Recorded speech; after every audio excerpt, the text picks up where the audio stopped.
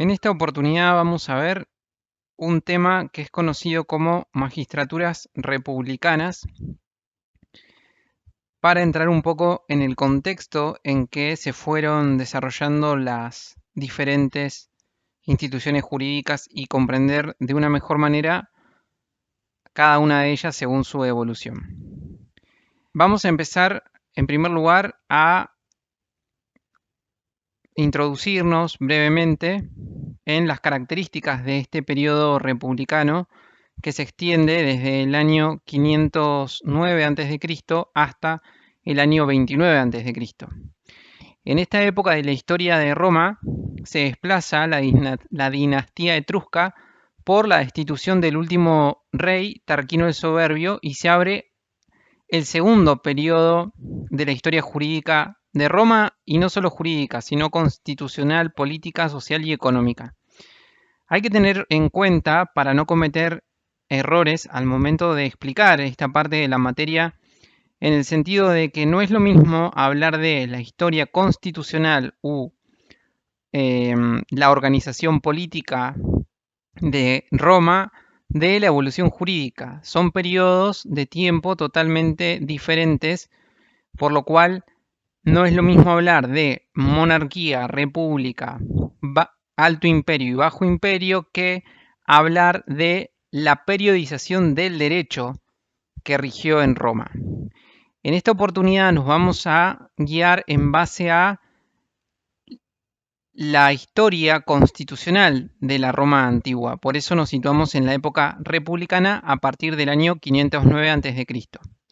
La república impone básicamente un nuevo orden institucional del Estado, ya que se organiza principalmente sobre un elemento primordial que son las magistraturas. Por eso vamos a hablar hoy día de las magistraturas, ya dejando de atrás la época de la monarquía, la época del poder concentrado en manos del rey.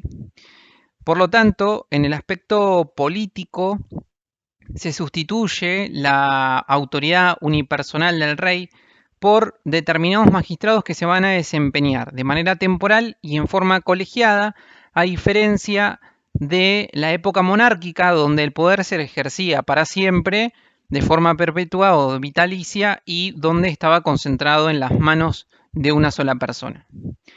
En la época, en el aspecto o en el área social, en este periodo que va del 509 a.C. hasta el 29 a.C., edad en que empieza el principado, se va a desarrollar un conflicto político, económico, patricio-plebeyo, y se va a dar una lucha de clases que va a producir una verdadera conmoción interna que recién tiene básicamente su fin cuando los plebeyos, de forma sucesiva y de forma paulatina a través de diversas conquistas, van a lograr la igualdad con la casta dominante en aquella época, que eran los patricios. Pero esta parte de la historia político-constitucional de Roma la vamos a ver en un video aparte que lo vamos a titular como luchas estamentales. En esta oportunidad solamente nos vamos a dedicar a estudiar las magistraturas republicanas. Ahora bien, en el aspecto económico, Roma adquiere tal desarrollo que llega a convertirse en la primera potencia mundial y el núcleo del comercio internacional de la antigüedad. Ello luego de la derrota de Cartago y las guerras púnicas. Obviamente que todos estos factores van a influir en el aspecto jurídico del derecho, donde se aparta, digamos, del enclaustramiento del derecho que se encontraba solamente, digamos, la interpretación y la aplicación en manos de muy pocas personas, y se llega a asumir la forma escrita del derecho sancionándose la ley de las 12 tablas como una fuente primordial del derecho de esta época. Por último, en el aspecto territorial, Roma se expande más allá de la península itálica, sometiendo sucesivamente a los diferentes pueblos que rodean el mar Mediterráneo. Para introducirnos básicamente en la República Romana, como les decía, no hay una fecha exacta del advenimiento de la República, pero sí se sabe que fue cerca del 509 a.C. Tampoco se puede afirmar que sea un cambio radical, sino más bien fue un cambio de carácter paulatino, es decir, lento. Respecto del origen de la República de Roma existen dos versiones, una de historiadores antiguos y una quizás un tanto más analítica. La primera de estas tesis relata que un día el rey Tarquino el Soberbio, que se encontraba fuera de Roma, asediando, a una ciudad de los pueblos cercanos, se había ido de Roma y su hijo, llamado Sexto, se introduce en el domicilio de uno de los primos de Tarquino el Soberbio, que se llamaba Tarquino Colatino, y comete un ultraje sexual contra Lucrecia, que era la esposa de este. Luego se suicida y mata a este personaje histórico. Colatino, en compañía de un personaje que se llamó Junio Bruto, llevó el cadáver ensangrentado ante el pueblo de Roma, el que en extremo, obviamente enardecido e irritado, decidió la destitución de ese rey etrusco y el destierro de toda su familia. Y allí recién, de algún modo, se va a instaurar el consulado como una de las magistraturas principales de esta época. Ahora bien, la otra tesis, que es una tesis más tradicionalista o, ¿cómo decirlo?, analítica, dice lo siguiente, que Roma en el año 509 se produce una rebelión, si se quiere, o una reacción latina contra la dinastía etrusca, la cual fue apoyada por la aristocracia romana de la época, es decir, por los patricios de la época, que eran enemigos de ese poder tiránico que venía ejerciendo esta dinastía etrusca,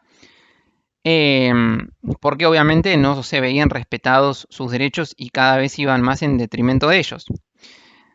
Es así que aparece un líder político que se llamaba Junio Bruto, que convoca a comicios y asambleas, quienes aprobaron la destitución de los tarquinos y nombraron a cónsules para reemplazar esa básicamente fenecida autoridad real.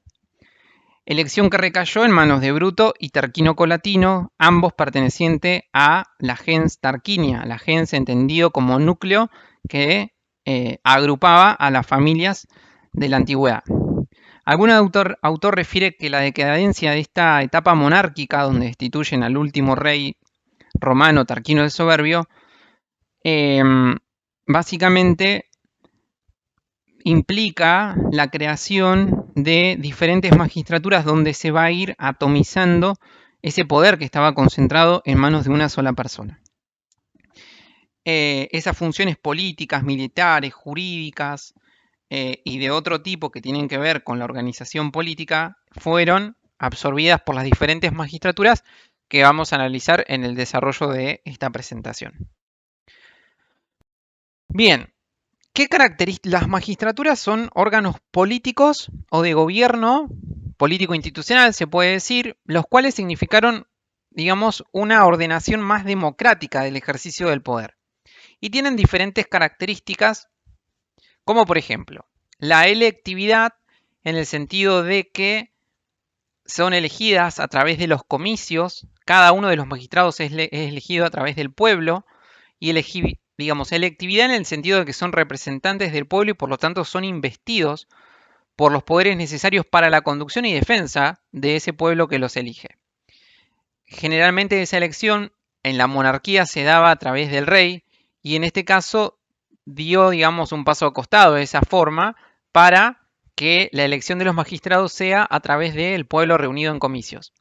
Hay que tener en cuenta que hay un principio general en materia de magistratura que dice que el magistrado saliente designa a el magistrado entrante. Otra de las características que podemos enumerar, que podemos decir que es la segunda, tiene que ver con la anualidad o periodicidad.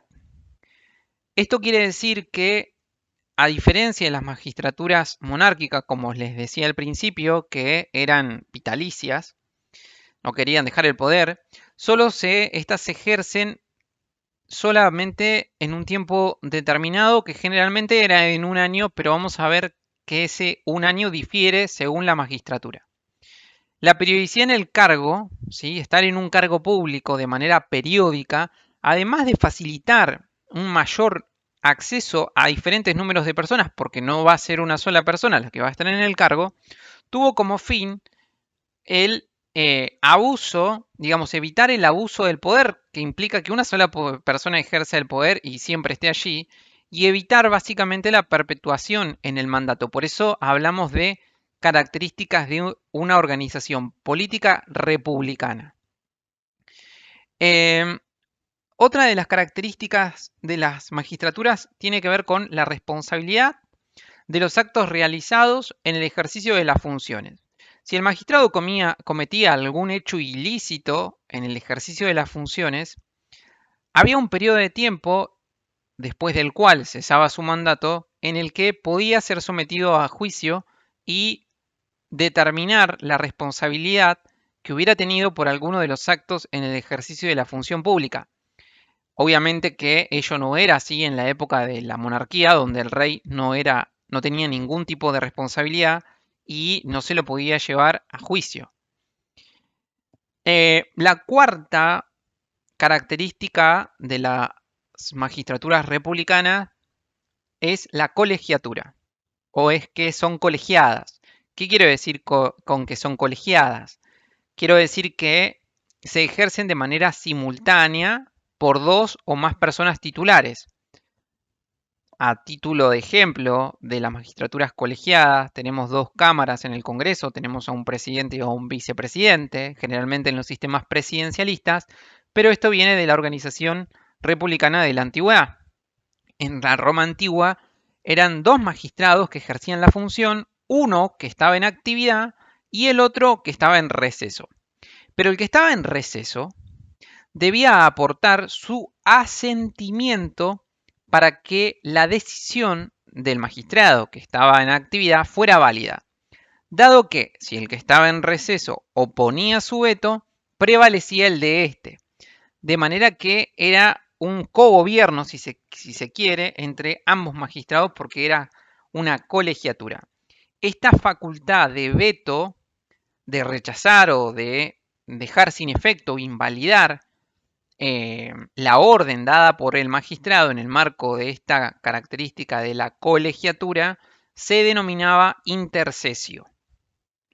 Finalmente, para acceder a cada una de las magistraturas, se debía seguir un curso de los honores.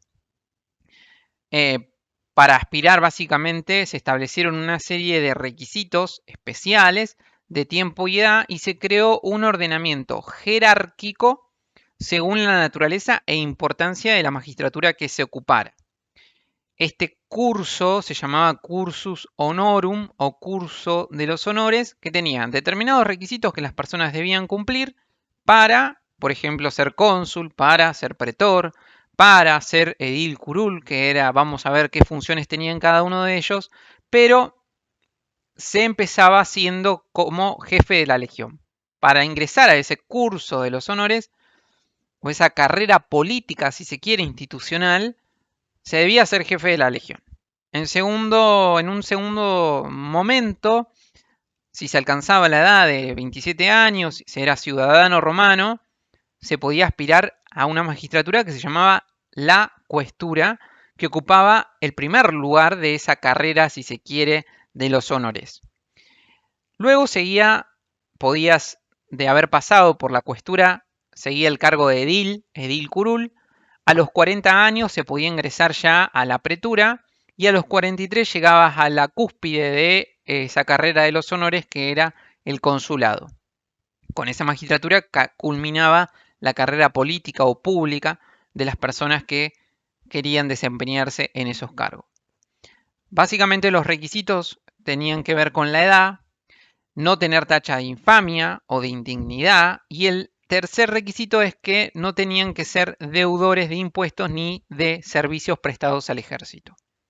Bien, quien ejercía la magistratura tenía determinados poderes de los magistrados republicanos, y dentro de ellos podemos diferenciar dos grandes poderes.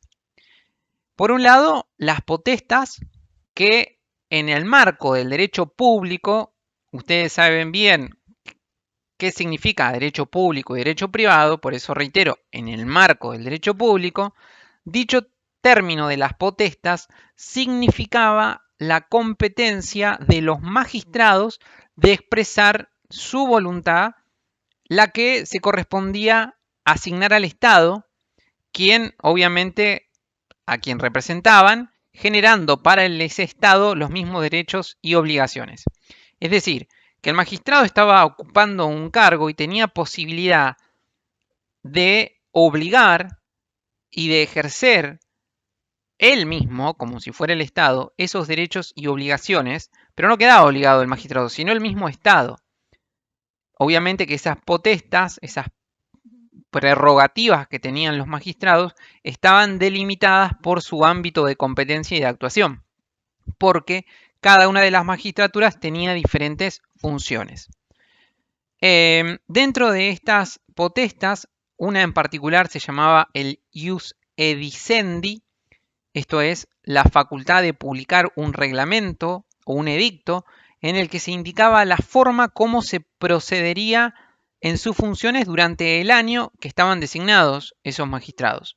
Podían aplicar multas, ordenar la presión personal del deudor, entre otras tantas facultades. Otro poder de estas magistraturas y de funciones tiene que ver con el imperium. El imperium, que deriva de las potestas, significa que es una potestad suprema del Estado que está personificada en ese magistrado y que le permite exigir a todo ciudadano la debida obediencia, del respeto, que solo iba a estar limitada a los derechos obviamente, esenciales de toda la colectividad y limitada por las garantías individuales que estaban consagradas en la ley. Pero ese imperium le permitía a el magistrado ejercer su poder supremo y exigir obediencia por parte de esa ciudadanía con el solo límite de no violentar derechos ni garantías individuales de las personas en las que se aplicara ese imperio. Si tenemos que hacer una breve análisis o clasificación de las magistraturas, las podemos clasificar en magistraturas patricias o del pueblo de Roma. La más antigua y que conservaron su denominación de patricias, pues obviamente son las patricias, que después se distinguieron de las magistraturas plebeyas cuando los plebeyos lograron ingresar definitivamente. Estas a su vez, tanto las magistraturas patricias como plebeyas, según algunos autores, se suelen dividir en ordinarias y extraordinarias. Las ordinarias eran aquellas que estaban en constante y permanente funcionamiento, y las extraordinarias eran las que se implementaban respondiendo a circunstancias especiales. Hay determinadas magistraturas que se pueden seguir subclasificando, como por ejemplo las cum imperium o las sine imperium, o las magistraturas mayores o menores, en las cuales en esta oportunidad no vamos a entrar en profundidad sobre ellas, sino nos interesa ahora analizar cuáles son las magistraturas ordinarias que funcionaron en esta época republicana, qué funciones tenían y qué requisitos, que ya los dijimos hace un momento, se debían cumplir para poder ejercer el cargo de magistrado. Dentro de las magistraturas ordinarias podemos decir que había magistraturas permanentes como el consulado, la pretura, la cuestura, el edil curul. ¿Por qué eran esas cuatro ordinarias y permanentes? Porque estaban en pleno funcionamiento constantemente, y habían una que era no permanente, pero era ordinaria, que era la censura, debido a que sus funciones eran en forma no continuada. Ustedes les hará y les resonará en la cabeza un poco lo que tiene que ver con el censo. Y sabrán que el censo se realiza y se designan a personal para que lleve adelante esa función pública cada determinado tiempo de año. Por eso no es una magistratura de carácter permanente. Las otras sí. Comenzando por la más alta, el consulado, obviamente era ejercida por el cónsul y tenía la totalidad del imperium, del poder que, digamos, había dejado atrás el rey. Básicamente ese poder estaba en los primeros tiempos de carácter ilimitado, nada más que eran 2 personas los que ejercían el cargo de cónsul. Concentraba el imperium de paz y de guerra. El cónsul también presidía y convocaba a los comicios, es decir, a las asambleas y al senado. Sometía a sus mociones a las deliberaciones de esos órganos. Dirigía la administración pública y los poderes de policía de la ciudad. Eran jefe supremo de los ejércitos de las legiones romanas. El cónsul dirigía e incluso se, digamos, acompañaba a las legiones como capitán y jefe del ejército. Generalmente los cónsules eran militares en aquella época. Tenía competencia jurisdiccional en causas civiles y en causas también criminales. El cónsul básicamente estaba sujeto a los principios de la anualidad y elegibilidad. Era también una magistratura colegiada, como las características que mencionamos, y al final de la República, este plazo anual que duraba los cónsules, se básicamente pasó a durar 2 años. Cuando el cónsul cuando los cónsules intentaban transformarse en dictadores, que no querían irse de los cargos, este espíritu republicano de los romanos implicaba que los terminaban matando. Bueno, esta magistratura perdió un poco de poder cuando se creó el Tribunado de la Plebe, que vino a, digamos, a significar una disminución en el poder del cónsul, que iba a estar restringido ese poder en manos del tribuno de la plebe, que iba a poder vetar las resoluciones de los cónsules, y luego ese poder del cónsul aún más disminuyó con la creación de la pretura. El consulado básicamente era una magistratura patricia porque lo ocupaba solamente la clase más pudiente y adinerada de Roma, los plebeyos, que eran los más empobrecidos y los más, digamos, los que estaban en una situación de desventaja, si se quiere, en relación en lo económico y también en cuanto al conocimiento del derecho, no llegaron hasta el año más o menos 367 con la ley licinia de consulato. Tengan en cuenta que la República inicia en el 509 y hasta el 367 a.C.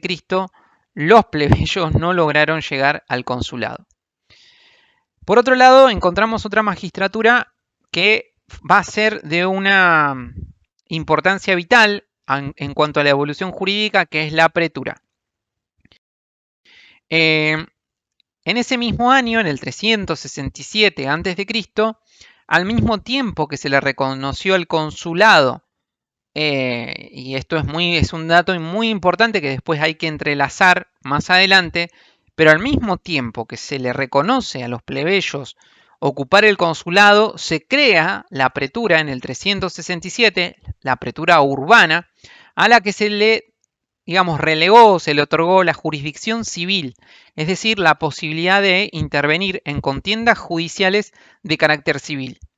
El pretor era designado por el cónsul, duraba 1 año en sus funciones, a fines de la República también duró 2 años, y había esos 2 años eran ejercidos 1 año en Roma y el siguiente año en alguna provincia.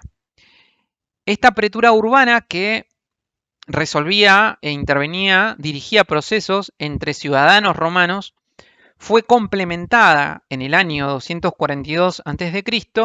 con la creación de la pretura peregrina, en la que el pretor iba a conocer no solo entre causas judiciales entre ciudadanos romanos, sino entre ciudadanos y extranjeros, digamos, amparándose en el derecho de gentes y en el derecho honorario para poder solucionar esos conflictos, ya sea mercantiles, comerciales, de familia, que se habían generado porque en esa época había más interacción entre Roma y los pueblos que Roma iba conquistando a medida que iba dando pasos.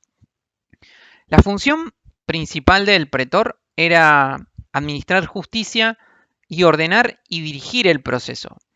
Y aquí hay una cuestión muy importante a diferenciar y a destacar para no incurrir en algún error conceptual.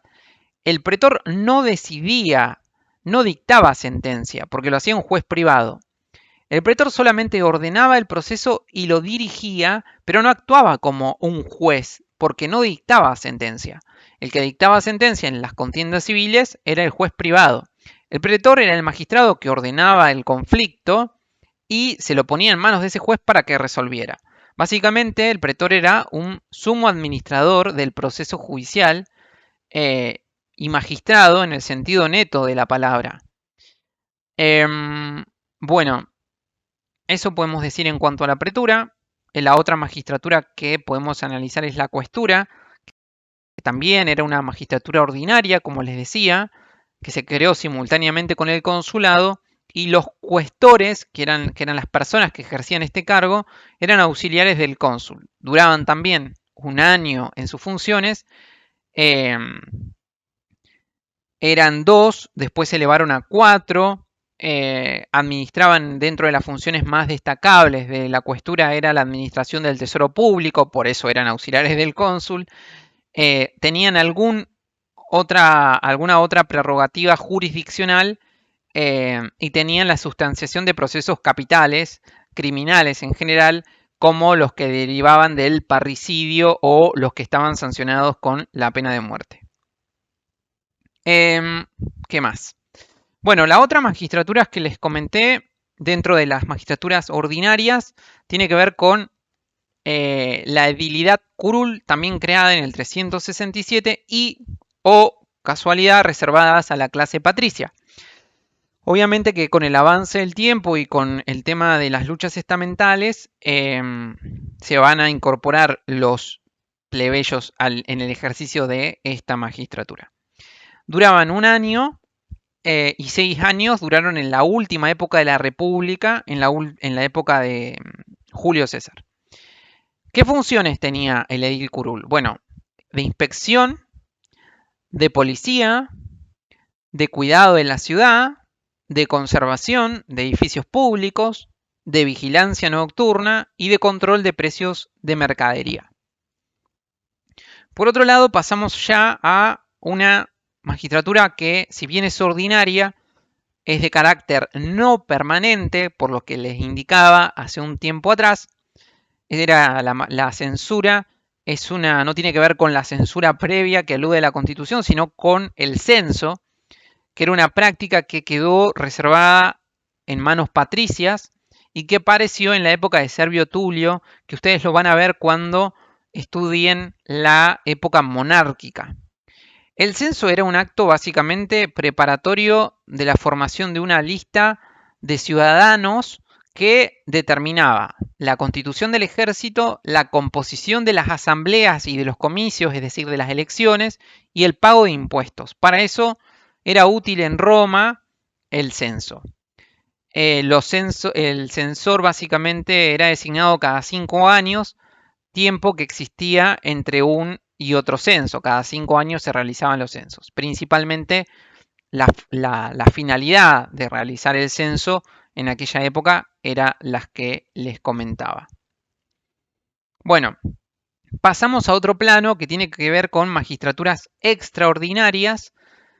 ¿Por qué extraordinarias? ¿Por qué algo es extraordinario? Porque es algo de carácter excepcional. No es algo ordinario que comúnmente acontece, sino que es algo excepcional, que responde a circunstancias transitorias o extraordinarias.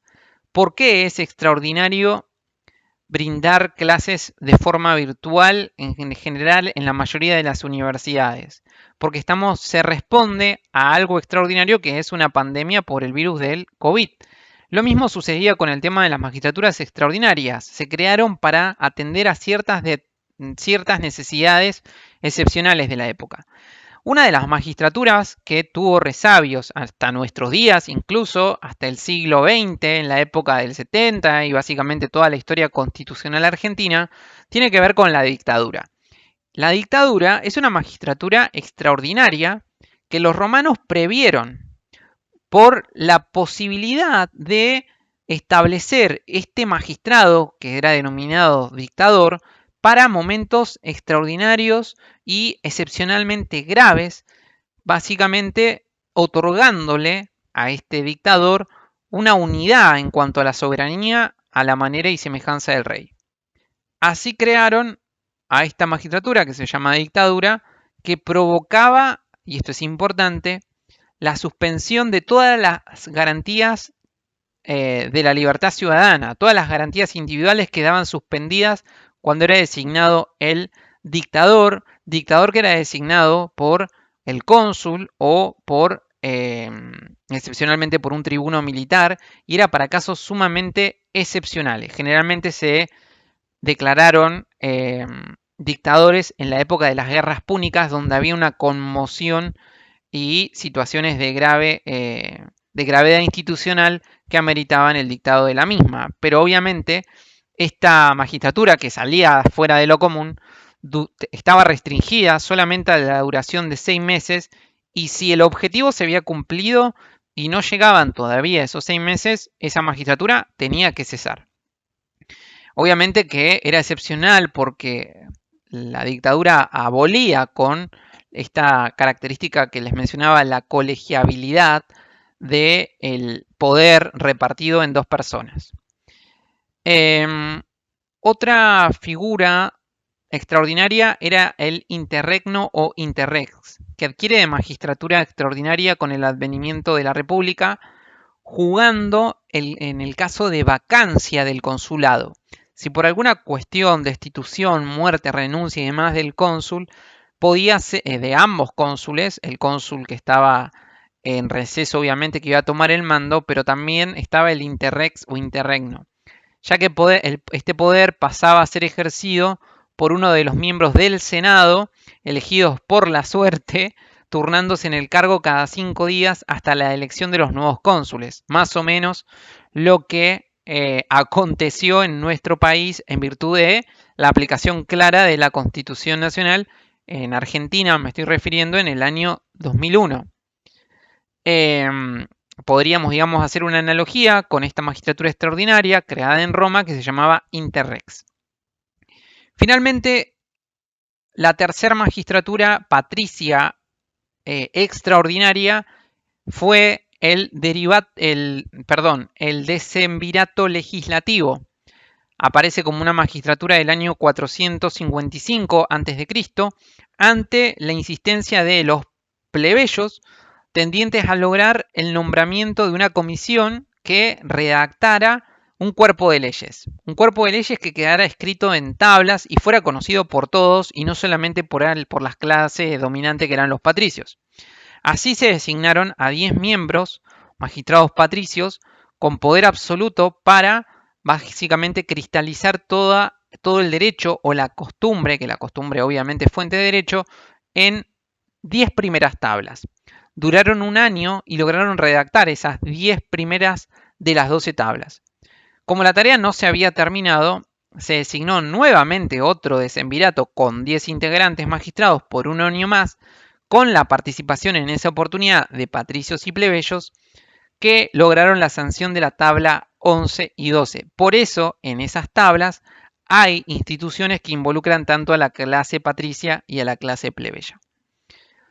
Yendo ya a las magistraturas plebeyas, la más importante fue el tribuno de la plebe, es decir, aquel magistrado que defendía los intereses de los plebeyos y que básicamente surgió a raíz de las conquistas de la plebe que paulatinamente fueron teniendo acceso a las magistraturas patricias. El tribunado de la plebe vino con el advenimiento de la República, pero esto es importante, no todo es color de rosas, no modificó en principio la situación desigual en cuanto a lo económico, a lo político y social que existía entre ambas clases sociales, entre los patricios y los plebeyos. No lo modificó, pero sí fue un gran hito jurídico que implicaba y comenzó un gran cambio en la sociedad de Roma. En el año 495, los plebeyos se retiraron de la ciudad armados y se asentaron en el monte Sacro y Aventino, que se llama. Retornaron luego a la ciudad de sus exigencias cuando recién fueron aceptadas por los patricios. Es como que despoblaron la ciudad de Roma. ¿Y por qué los patricios estaban preocupados? Porque no había nadie que trabajara para ellos. Entonces, cuando los patricios aceptaron que volvieran los plebeyos, celebraron un tratado que fue colocado bajo la protección de los dioses por la importancia que tuvo ese tratado. En esa época también consiguieron la creación del Tribunado de la Plebe, que se perfiló como una institución básicamente defensora de la clase plebeya frente a los patricios, y también lograron que se le perdonaran las deudas y se los escarcelaran por las ejecuciones privadas y el incumplimiento de deudas.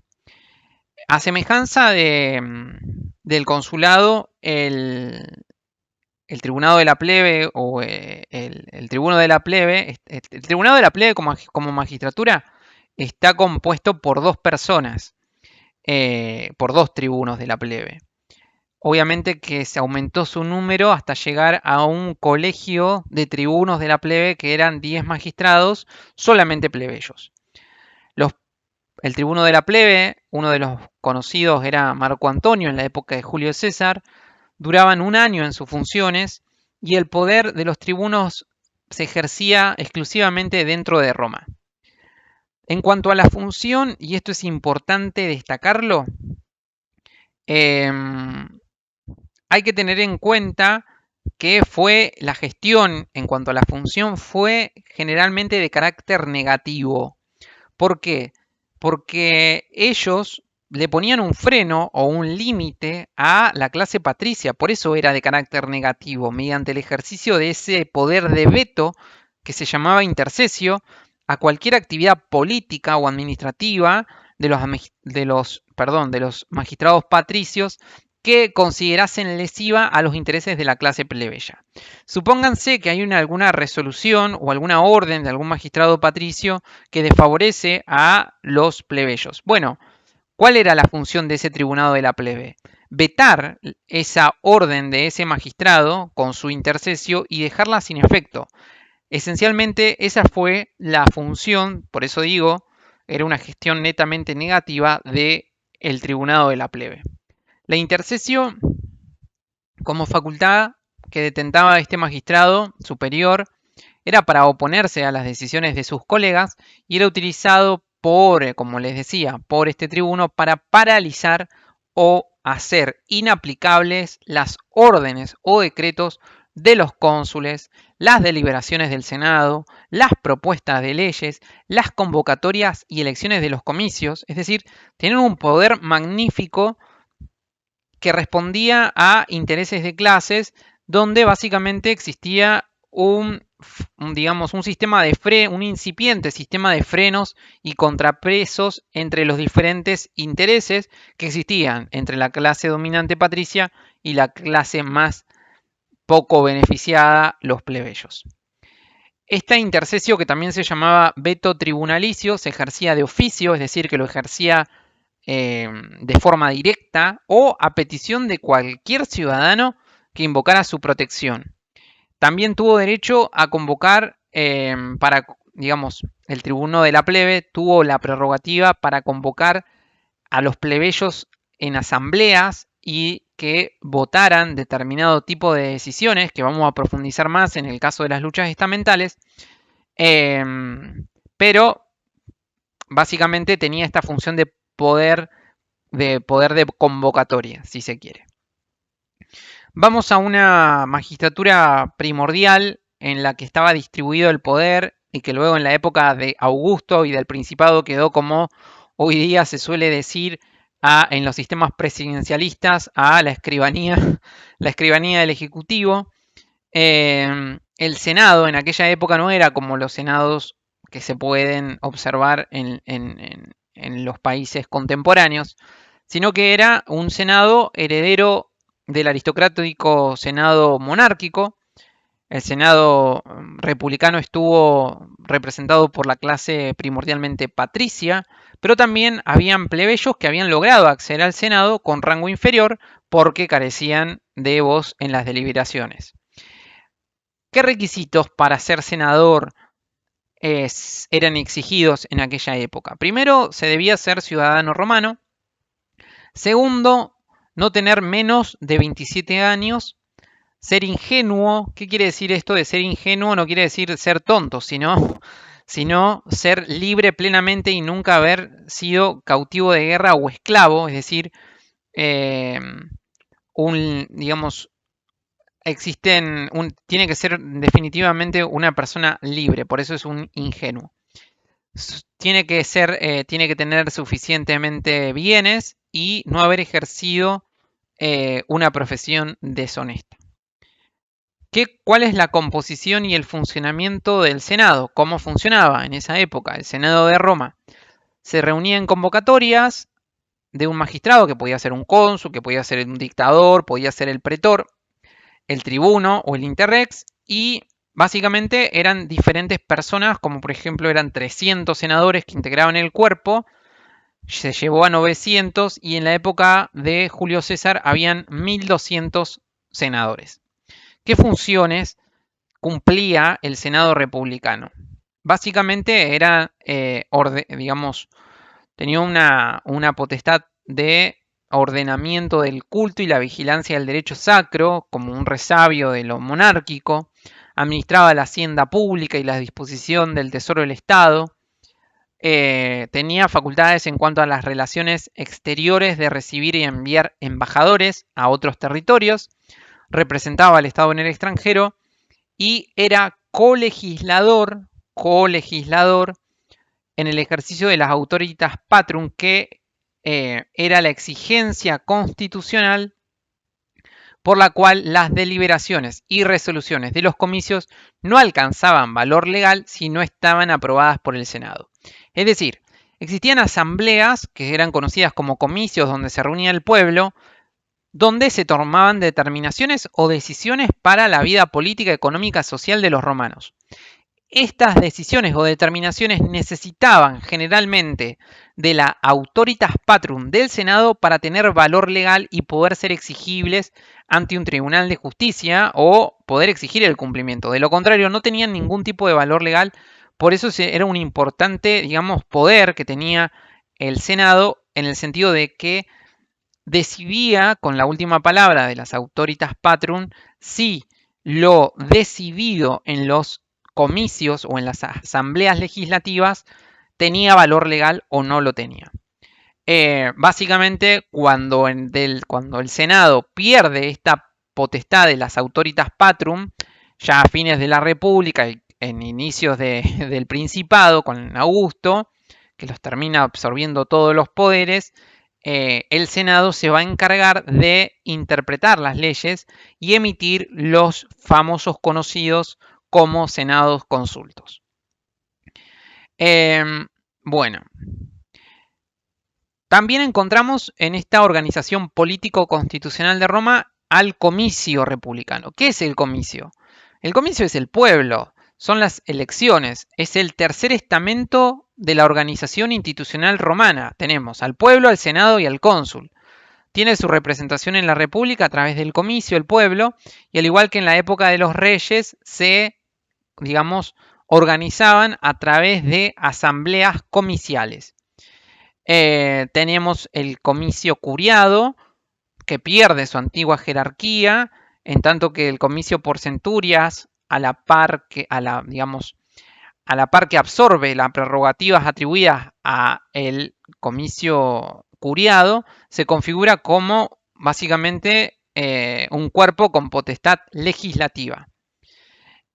Les puedo decir que los comicios centuriados nacieron como consecuencia de las reformas de Servio Tulio, destinadas a implementar un gobierno más de corte democrático y que adquirió durante la República una importancia extraordinaria porque fue asumiendo poco a poco un cúmulo de atribuciones que desarrolló y perfeccionó conforme las modalidades de las instituciones populares. ¿Qué funciones tiene el comicio? El ejercicio de la potestad legislativa como órgano colegislador del Senado, acuérdense de las autoritas patrum. Tiene una función judicial que era para los casos de condenado a la pena capital que, digamos, ejercieran el derecho de la provocatio ad populum. Busquen qué es eso, es importante. En lo electoral le correspondía la elección de los magistrados mayores y tenía funciones en cuanto a la guerra y la paz, debido a que decidía la celebración de acuerdos internacionales con diferentes estados y también determinaba la política exterior de Roma. Dentro de la clase de comicios también tenemos a los comicios plebeyos o la concilia plebis, que es conocida, que como les decía, eran convocados y presididos por el tribuno, que sometía los asuntos vinculados exclusivamente a los intereses de la clase plebeya y que las decisiones adoptaban y eran sancionadas como conocidos como plebiscitos. En un principio solo eran obligatorios para los plebeyos, las decisiones que ellos mismos tomaban respecto de su clase social, pero después fueron obligatorios para toda la ciudadanía. Y eso es muy importante porque lo vamos a ver en un próximo video, que fue el fenómeno de las luchas estamentales. Mediante la ley Hortensia, y esto es a título de síntesis y ya para finalizar, del año 289, la Lex Valeria Horatia del año 449 a.C. y la Publilia Filonis del 339, se reafirmó la obligatoriedad general y absoluta de los concilia plebis, de los plebiscitos, perdón, digamos, se confirma la obligatoriedad de los plebiscitos y obligatoriedad general para todos los ciudadanos, no solamente los plebiscitos, sin la necesidad de las autoritas patrum del Senado. Bueno, esta unidad o esta unidad temática que habla de la organización política e institucional de Roma es fundamental en el sentido de que de entender la forma del gobierno republicano, las características que tienen, muchas de ellas hoy perduran, y de entender y ver un poco el derecho público, los requisitos que se exigen, que algunos de ellos hoy día también perviven en las constituciones políticas de los países. Bueno, eso ha sido todo por hoy, espero que sea entendible y cualquier duda y o comentario que tengan, déjenlos más abajo, que obviamente los contestaré ni bien pueda.